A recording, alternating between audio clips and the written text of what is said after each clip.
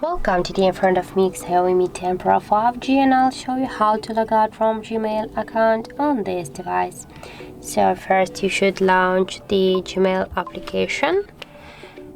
Tap to OK, and on the right upper corner tap to this icon, and as can you see, right now we are logged in into two accounts at the same time, and now I'll show you how to log out from one from these accounts.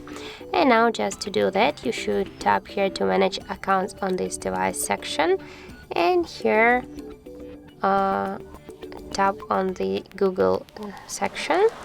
Here you'll see these two accounts, and just to log out from one from these accounts, for example from the second one, just tap here once, and just here you'll see the more icon. Tap on this icon and tap to remove account, and confirm by tap again to the remove account.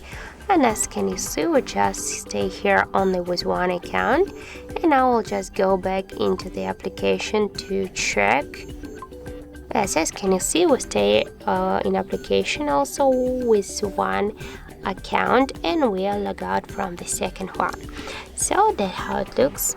And if you found this video helpful, remember to leave a like, comment and subscribe our channel.